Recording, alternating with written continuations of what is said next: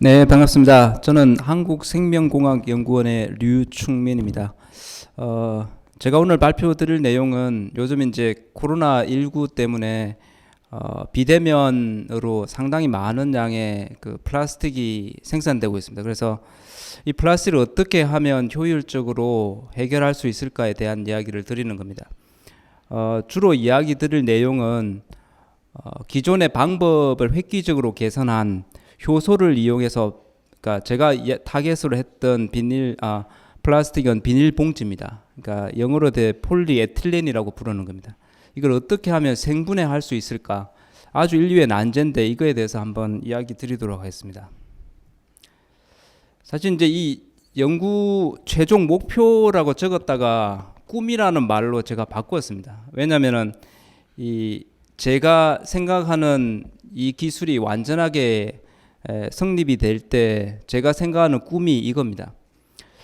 비닐봉지를 어떤 효소가 들어가 있는 탱크에 집어넣고 어떤 시간 후에 완전한 형태의 다른 CO2나 안 그러면 또 다른 식물의 그름이나 안 그러면은 여러 가지 유용한 물질로 분해할 수 있는 겁니다.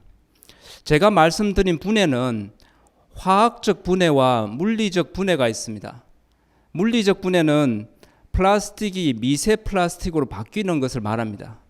물리적 분해로 인해서 플라스틱의 성질이 바뀌지는 않습니다. 제가 오늘 이야기 드리는 부분은 물리적 분해가 아니고 플라스틱이 아닌 전혀 다른 어떤 또 다른 물질로 바뀌는 겁니다. 전혀 인체 무해한 물질로 바뀌는 겁니다. 이게 상당히 이제 과학의 난제고 힘든 부분입니다. 현재 해결되지 않은 부분에 있습니다. 플라스틱에 대해서 이야기 드릴 게 정말 많지만은 단 한 구절로 설명드릴 수 있는 것은 이겁니다. 만드는데 5초가 걸리고 사용하는데 5분이 걸립니다. 우리가 아메리카노 커피를 마신다거나 한 5분 정도면 충분합니다. 그런데 분해할 때는 500년 정도, 정확하게는 480년 이상이 걸립니다. 그래서 문제가 많이 된 거죠. 인류의 가장 효과적이고 편리한 물건이 결국 지구를 그리고 인류를 위협하는 상당히 큰 무기가 되어서 돌아오는 겁니다. 그러면 플라스틱을 분해하는 게 처음이냐? 그러지는 않습니다. 2016년도에 사이언스지에 이데오넬라 사카엔시스라는 세균이 발견되었습니다. 이 세균은 우리가 흔히 아는 페트병으로 알고 있는 페트 제조 회사의 하수구에서 발견된 세균입니다. 이 세균에서 발견된 효소를 통해서 우리가 흔히 아는 페트를 분해하는 효소를 발견했습니다. 페테이즈. 근데 이 효소를 발견하고 많은 연구가 진행된 지금에도 실용화가 안 된 다양한 문제점들이 있습니다. 가장 큰 문제는 이 효소가 60도 정도의 고온에서 작용을 하고 분해가 아주 천천히 일어난다는 문제가 있습니다. 그렇다면 페트라는 그 플라스틱을 분해하는데 시간과 공간이 너무너무 많이 투자되기 때문에 실용성이 없다는 문제가 대두됩니다. 그러면 제가 오늘 이야기 드릴 폴리에틸렌이라는 것은 분해하는 효소를 왜 찾지 못했냐는 겁니다.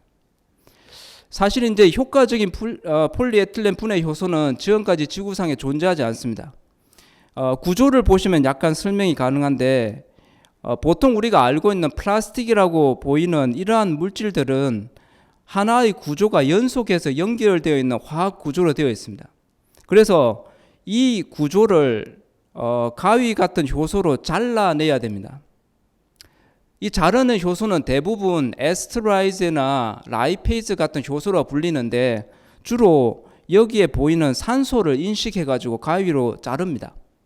그런데 제가 오늘 이야기 드린 폴리에틸렌은 탄소와 수소로만 구성되어 있습니다. 무슨 말이냐면 가위가 산소를 인식해야 되는데 산소가 전혀 없는 구조로 되어 있습니다. 이게 상당히 문제가 많이 됩니다. 그러면 왜 우리가 폴리에틸렌에 관심을 가지냐? 2017년도에 나온 논문에 보면 지구상에 버려져 있는 플라스틱을 종류별로 봤을 때 페트라고 구성되어 있는 이 물질은 10% 정도입니다. 그 다음에 스티로폼이라고 알려져 있는 폴리스타이렌은 9% 정도입니다. 그런데 폴리에틸렌, 그러니까 이게 고밀도와 저밀도로 나누는데 합쳐서 그냥 저희는 폴리에틸렌이라고 부릅니다. 폴리에틸렌은 42% 정도의 플라스틱 오염의 대다수를 차지합니다. 그런데 분해할 수 있는 방법은 없다는 거죠. 기존의 폴리에틸렌을 처리하는 방법은 가장 쉽게는 소각하는 겁니다. 불에 태우는 겁니다. 소각하지 않고 폴리에틸렌을 재사용할 때는 상당히 높은 온도와 압력이 요구됩니다. 다른 말로 플라스틱을 분해하기 위한 에너지가 더 많이 듭니다. 덧붙여서 독성 물질이 많이 방출되고 지금 정부에서 많이 이야기하고 있는 탄소 중립에 역행하는 문제를 가져오게 됩니다. 그러면 여기에 대한 해결책이 없을까? 해결책은 저희가 뿌리혹 세균이라고 하는 우리가 이제 그 콩과 작물의 질소를 고정하는 여기서 찾을 수 있습니다. 앞서 이야기 들었던 플라스틱을 분해한다거나 어떤 물질을 분해한다거나 만들 때 상당히 높은 에너지와 압력이 필요한데 공기 중에 질소를 합성할 때 하버법이라고 하는 데서는 500도 정도의 온도와 한 400기압 정도의 상당히 고기압, 그러니까 제가 거꾸로 이야기 드는데 200도 정도의 온도와 500기압 정도가 요구됩니다. 이거는 또 다른 에너지를 소비하기 때문에 효율적이지 못합니다. 그런데 자연계상에서는 생명체는 이러한 것을 상온에서 질소를 고정하는 세균들이 존재합니다. 그것도 아주 빠르게 합니다. 그러면 혹시 생명체 중에 이러한 과학의 난제를 해결할 수 있는 가능성이 있지 않을까라는 생각을 할 수 있습니다. 제가 2019년도에 발표한 논문은 이런 겁니다. 폴리에틸렌과 구조가 아주 유사한 지구상의 물질은 우리가 흔히 알고 있는 벌집을 함유하는 꿀을 함유하고 있는 벌집입니다. 벌집은 꿀을 머금고 있지만은 젖지 않습니다. 왜냐하면 물이 젖지 않은 구조로 되어 있습니다. 왁스라는 구조로 되어 있습니다. 근데 아주 오랫동안 벌집을 먹어왔던 꿀벌 부채 명나방이라고 하는 벌레가 있습니다. 영어로는 갤러리아 멜로넬라라고 부릅니다. 이러한 꿀벌 부채 명나방을 저희가 플라스틱을 먹여본 결과 에스트레이즈나 라이페이즈, 사이토크롬과 같은 효소가 상당히 많이 분비가 되는 것을 관찰했습니다. 그것뿐만 아니라 장이나 분비물에서 플라스틱이 완전한 형태로 분해되는 것을 관찰했습니다. 더 재미난 현상 중에 하나는 기존에는 이 꿀벌 부채 명나방의 장 속에 있는 미생물이 이런 역할을 한다고 믿어졌습니다. 그런데 저희가 항생제를 처리해 가지고 장을 살균을 한 후에 동일한 실험을 했을 때도 같은 플라스틱이 분해되는 걸로 봐서 미생물 없이 장에 있는 효소로만 가지고 플라스틱이 분해된다는 것을 발견했습니다. 저희가 이걸 발견하고 나서 여러 가지 고민을 많이 하고 이야기를 많이 했는데 풀리지 않는 수수께끼가 하나 있었습니다. 저희가 목표로 하는 것은 플라스틱을 효소로 분해하겠다는 겁니다. 그런데 가만히 생각해 보면 처음부터 말이 되지 않는 일을 하고 있었던 겁니다. 무슨 말이냐면 지구상의 모든 효소는 물 속에서만 작용합니다. 왜냐? 효소가 생길 때 지구상에 물이 있었습니다. 그래서 모든 효소는 물 속에서만 작용합니다. 그런데 플라스틱은 물에 젖지 않습니다. 아시는 바와 같이. 그러면 물이 없으면 효소가 작용하지 않습니다. 그런데 우리는 효소로 플라스틱을 분해하겠다고 하는 거죠. 그러면 이게 말이 앞뒤가 하나도 안 맞는 겁니다. 그런데 저희가 가지고 있는 꿀벌 부채 명나방이라고 하는 이 벌레는 어떻게 이 플라스틱을 분해했을까라는 게 가장 난제였습니다. 다시 처음으로 돌아가 보면 이렇습니다. 효소가 작용하기 위해서는 물이 필요하고 적당한 압력, 적당한 온도, 적당한 pH가 필요합니다. 그러면 플라스틱은 애초에 물에 젖지 않기 때문에 이 물이라는 조건은 제외시켜야 됩니다. 그러면 이 꿀벌부채 명나방이 이 기압을 장에서 높일 수 있을 것인가? 낮추게 할 수 있을 것인가? 쉽지 않을 것 같습니다. 그렇다고 온도를 200도까지 올릴 수 있을 것인가? 그렇지도 않죠. 남아있는 유일한 것은 pH입니다. 저희가 폴리에틸렌을 꿀벌부채 명나방에 먹인 후에 pH를 재봤습니다. 아주 재미난 현상 중에 하나는 P를 먹인 후에 5분 후에 즉시 장 속의 pH가 10 이상으로 높아지는 것을 볼 수 있었습니다. 이거는 일반적인 생명체에는 잘 일어나지 않는 현상입니다. pH가 10이라는 조건은 아주 극심한 조건입니다. 그래서 저희의 가설은 pH 10이라는 조건에서 어떤 현상이 일어나고 그 현상 때문에 폴리에틸렌이 분해되었다라고 가정을 내렸습니다. 그러면 과연 어떤 현상이 일어났을까라는 생각을 하게 되었습니다. 이런 난제를 풀기 위해서 저희가 상당히 고민을 많이 한 이후에 폴리에틸렌을 먹인 이 꿀벌부채 명나방의 분비물과 장을 수거를 한 다음에 피가 분해된 산물들을 조사를 하나하나씩 다 해봤습니다.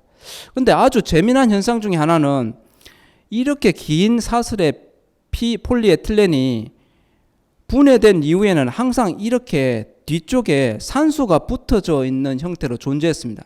무슨 말이냐면 원래 산소가 전혀 없는 폴리에틸렌이 분해된 이후에는 산소가 붙어 있었다는 거죠.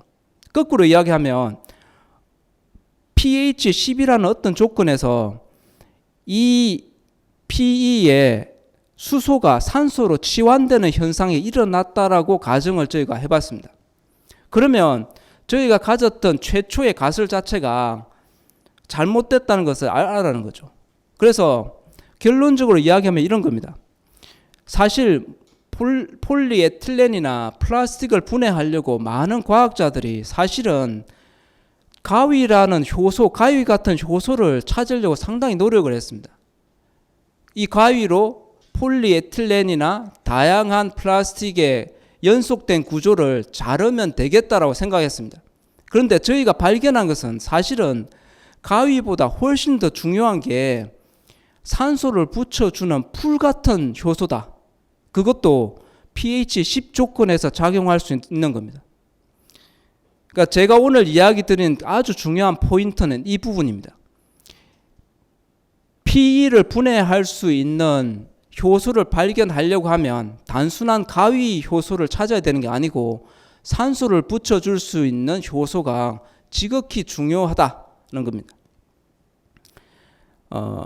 질문을 해주셨던 분들에 대해서 제가 답변을 드리도록 하겠습니다. 첫 번째 질문은 상당히 이제 그 펫을 분해하는 효소 같은 게 많이 알려져 있고 연구도 되어 있다라고 이야기를 주시고, 그렇다면 제가 제안 드린 폴리에틸렌을 분해하는데 5년이라는 기간 동안에 과연 무엇을 할 것인가 라는 질문을 해주셨습니다.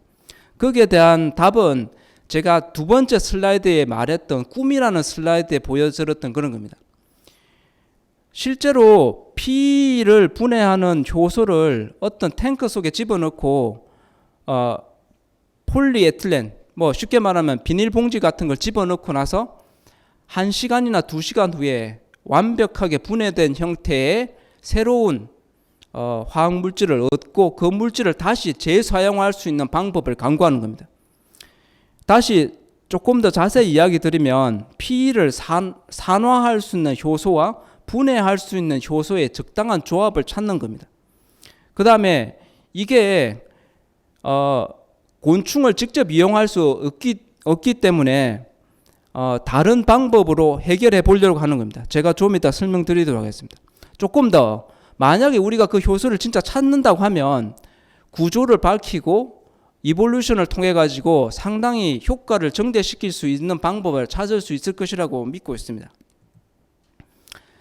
경제적으로 유용하냐는 질문을 많이 합니다. 실제로 왜냐하면 이 꿀벌부채 명나방은 라바라고 하는 애벌레 상태로 전 자기의 생명 주기에 2주밖에 있지 않습니다. 그러면 계속해서 이 효소를 생산하기 위해서 키워야 되는데 이게 문제가 많습니다. 그래서 저희들은 곤충 장 내에 있는 이 유전자를 효모에 발현시키는 시스템을 개발했습니다. 실제로 실험을 해본 결과 여기에 표시되어 있는 게 PE에다가 산소를 붙여주는 방법을 표현한 겁니다. 그래서 pH 17 조건에는 전혀 피크가 없다가 10 조건에는 피크로 있는 걸로 봐서 pH 10 조건에서 산소를 붙여주는 효소가 존재한다는 걸 저희가 증명을 했습니다. 또 한 가지는 이게 그러면 GMO지 않느냐는 거죠. 맞습니다. GMO입니다. 그런데 GMO라는 거는 환경에 나갔을 때 문제가 많이 되는 겁니다. 근데 제가 제안 드리는 거는 완벽하게 밀폐된 조건이기 때문에 전혀 환경에 문제가 되지 않습니다. 저희가 쉽게 하는 인슐린도 이런 방법으로 생산됩니다. 마지막 질문은 그러면 이전에 있던 거와 차별성이 뭐냐는 겁니다. 제안 주신 논문들은 폴리스타일렌이라고 하는 스티로폼에 관련된 것이었지만 제가 타겟으로 하는 것은 폴리에틸렌이었습니다. 두 번째로 중요한 것은 앞서 계속 이야기 들었지만은 가위 효소를 자르는 게 가위 효소를 발견하려고 하는 게 아니고 제가 주로 이야기하는 것은 풀로 묘사되는 산소를 붙여주는 효소와 가위로 묘사되는 자르는 효소 둘 다의 조합을 통해 가지고 완벽한 폴리에틸렌을 분해하는 그런 기술을 개발하고 싶다는 것입니다. 네, 경청해 주셔서 감사합니다.